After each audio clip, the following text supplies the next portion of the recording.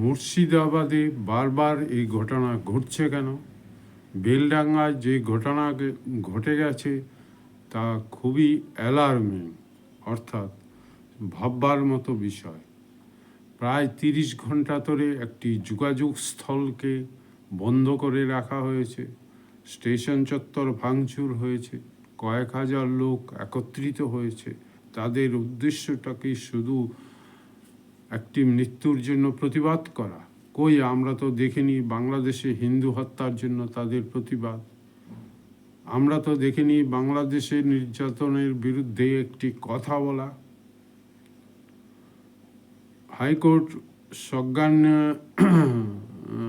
High court এই বিষয়ে বিশেষ মন্তব্য করেছে যে কেন বারবার মুর্শিদাবাদে এই ঘটনা ঘটছে। মুর্শিদাবাদের বেলডাঙ্গা অঞ্চলে বিএসএফকে মোতায়েন করা হয়েছে হাইকোর্টের নির্দেশে। এইসব প্রশ্নের উত্তর অধীর চৌধুরীর একটি কথা থেকে পাওয়া যায়। অধীর চৌধুরী বলেছেন, মুর্শিদাবাদ হচ্ছে বাংলাদেশের এক্সটেন্ডেড ফর্ম, যে কোনো সময় যে কোনো ঘটনা ঘটতে পারে। তারই সতর্কতা হিসাবে অজিত দোভাল, মোদিজি ও সেনার মধ্যে বৈঠক হয় ফোর্ট উইলিয়ামে। মুর্শিদাবাদে এইসব ঘটনা আমরা কিছুদিন আগে শামশেরগঞ্জে দেখেছি। এর মধ্যে একটা বিচ্ছিন্নতা মনোভাব রয়েছে। এর পেছনে রয়েছে একটি নতুন অবধারণা, যেটা আজকাল আলোচনা হচ্ছে ন্যাশনাল বেঙ্গলি ইসলামিক ন্যাশনাল, অর্থাৎ বাঙালি ইসলামী জাতীয়তাবাদ। এই নামে নাকি একটি সংগঠনও তৈরি হয়েছে, তার লোক রিক্রুটমেন্ট হচ্ছে এবং বিভিন্ন জায়গায় তারা তাদের প্রভাব বিস্তার করে চলেছে। এর পিছনে যে বেঙ্গলি ইসলামিক ন্যাশনালিজম নামে যে সংগঠনটি হয়েছে, শুধু তারাই নেই, যারা আমাদের কথা আমাদের অর্থাৎ হিন্দুদের বিরুদ্ধে নানা কথা বলেছেন, তারা প্রত্যক্ষ ও পরোক্ষভাবে এর সাথে জড়িত। আমরা দেখেছি 1947 সালে দেশভাগ, 10 লক্ষ লোককে মরতে দেখেছি, 2.5 কোটি লোক বেঘর হয়েছে, 5 লক্ষ লোক তাদের মান সম্মান মায়েরা হারিয়েছে। এইসব ঘটনা আমাদেরকে কোনো শিক্ষা দেয়নি।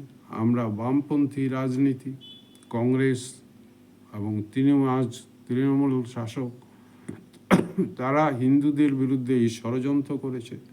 হিন্দুদের টাকায় মাদ্রাসা চলছে, ইমামদের বেতন হচ্ছে, কিন্তু আমাদের কোনো আপত্তি নেই। আমরা যেন যেই সব আছে, যদি আজকে মুর্শিদাবাদে গোলমাল শুরু হয়, তবে কি আপনাদের এই চাকরি বাকরি থাকবে? এই ব্যবসা বাণিজ্য থাকবে? ব্যবস্থার কি পরিবর্তন হবে না? বাংলাদেশে যে ঘটনা ঘটছে সেই ঘটনা তো এখানে ঘটতে পারে। তবে আপনাদের ভিতর সজ্ঞানতা বেড়েছে কি? ইসলামিক আগ্রাসী মনোভাব শুধু বাংলাদেশে নয়, ভারতবর্ষ বিভিন্ন জায়গায় বিভিন্ন সময় দেখা দিয়েছে। যে কোনো ঘটনা যে কোনো সময় ঘটতে পারে। ভারতের উন্নয়নেরকে ব্যাহত করা, ইসলামিক রাষ্ট্রে পরিণত করা, গজবাহিনী পিওপাই নিরন্তর কাজ করে যাচ্ছে। আমরা দেখেছি দিল্লি ব্লাস্ট, তাদের মধ্যে ডাক্তাররা জড়িত। এরপর আপনি তাদের থেকে কি আশা করেন? তারা বন্দে মাতরম গাইবে না? এও তো ইসলামিক আগ্রাসন। তারা ভারতবর্ষের সংবিধান মানবে না, তাদের জন্য শরীয়তের রাষ্ট্র চাই। কেন? রাস্তাঘাট বন্ধ করে নামাজ পড়া, মাইকে আজান দেওয়া। আমরা দেখেছি পৃথিবী এবং অনুপ্রবেশকারীদের রক্ষার জন্যই এসআইআর নিয়ে বিভিন্ন দল এই সব তুষ্টিকরণে ব্যস্ত দলগুলো নানা রকমের অজুহাত খাড়া করছে। কেন? বাংলাদেশ থেকে তো 3 ধরনের অনুপ্রবেশ ঘটেছে। একটা হচ্ছে বাংলাদেশে আটকে পড়া উর্দুভাষী মুসলিমরা, দ্বিতীয় রোহিঙ্গারা তৃতীয় বাঙালি মুসলমান। এই যে অসংখ্য লোক ভারতবর্ষে আসছে, তার একটা বিবৃতি রয়েছে। প্রাক্তন ভারতের স্বরাষ্ট্রমন্ত্রী PM শহীদ, তিনি মুসলমানই ছিলেন, তিনি পার্লামেন্টে অন রেকর্ড বলেছেন 3 কোটি অনুপ্রবেশকারী আছে আজ থেকে 20 বছর আগে। এই 3 কোটি ভিতরে 1,70,00,000 পশ্চিমবাংলা। আমাদের অর্থনীতি তাদেরকে কি করে ভরণ পোষণ করবে? তারা কি রাস্তাঘাটে আমার যাতায়াতকে ব্যাহত করছে না?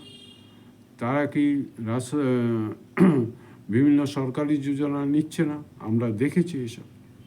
কয়দিন আগে দেখেছি এমনকি পঞ্চায়েত প্রধানও বাংলাদেশের এক মহিলা হয়েছে। তবে কোন জায়গায় আমরা দাঁড়িয়ে আছি? ঘরের ভিতর বসে গল্প গুজব করলে আর ABP আনন্দ দেখলে আমাদের চলবে? এই কথা মনে রাখতে হবে, আমাদের বিরুদ্ধে ষড়যন্ত্র চলছে, অর্থাৎ হিন্দুদের বিরুদ্ধে। এই ষড়যন্ত্রের মোকাবেলা করতে হবে ঐক্যবদ্ধ হিন্দু সমাজের পক্ষে সম্ভব। আমেরিকার মতো দেশ অবৈধ প্রবাসীদের ফেরত পাঠাচ্ছে, এমনকি একজন প্রবাসীকে পুলিশ দাঁড়াতে বলেছিল, সে দাঁড়ায়নি, তার মাথায় গুলি করেছে। জার্মানি খেতে বসেছে মুসলিমদের, রাস্তায় হাঁটছে, এমন সবকে ধরে ফেরত পাঠাচ্ছে। তবে আমরা কেন করব না? আমাদের অর্থনীতিকে রক্ষা করা, দেশের নিরাপত্তাকে বিঘ্ন করা, আমাদের ভাই বোন হিন্দু ভাই বোনদের ব্যবসা বাণিজ্যকে রক্ষা করা, আমাদের জমি রক্ষা করা, সব কিছুর উপর এই অনুপ্রবেশকারীরা হাত বসাচ্ছে। আমরা যদি এটা যদি অধীর কথা সত্য হয়, যদি এক্সটেন্ডেড ফর্ম হয়, তবে তো কথাই নেই, এখানে যুদ্ধের মতো পরিস্থিতি তৈরি হবে, আমাদের জনজীবন ব্যাহত হবে, তারা যে কোনো সময় ব্লাস্ট এসব করতে পারে। তাই আমাদেরকে সঠিক হতে হবে, আমাদের চিন্তা ভাবনা হতে হবে। যারা রাজনৈতিক দল, এসব পারিবারিক দল বামপন্থী করছেন, তারা আপনার ভবিষ্যৎকে অন্ধকারে নিয়ে ফেলবে, আপনার ছেলে মেয়েদের। তবে কেন এই ইন্স্যুরেন্স করছেন, কেন ব্যাংকে টাকা জমাচ্ছেন, কেন বাড়িঘর করছেন? এসব কি থাকবে? বাংলাদেশে হিন্দুদের আছে, যখন তখন তাদেরকে হত্যা করা হচ্ছে, একের পর এক হত্যা, প্রতিদিনই হত্যার খবর আসছে। এ থেকে আমরা চকিত হব না? এ থেকে আমরা সতর্ক হব না? আমরা কি আগের মতোই চলতে থাকবো? 100 বছর ধরে আমরা শুধু ভুল রাজনীতি পশ্চিমবাংলায় করে গেছি। যারা দেশ ভাগ করেছে, যারা আমাদের সাথে প্রতারণা করেছে হিন্দু সমাজের সাথে, সেই জ্যোতি বসুর মতো লোক, মমতা ব্যানার্জির মতো লোক, কংগ্রেসের নেতাদের মতো লোকদের আমরা ক্ষমতায় বসিয়েছি। আজকে তার বন্ধ হওয়া উচিত। সবাইকেই ধন্যবাদ জানাচ্ছি। সবাই সাবস্ক্রাইব করবেন, সাবস্ক্রাইব করলে খুশি হব, মন ভালো থাকে। আবার একটা ভিডিও নিয়ে আসবো। সবাইকে নমস্কার।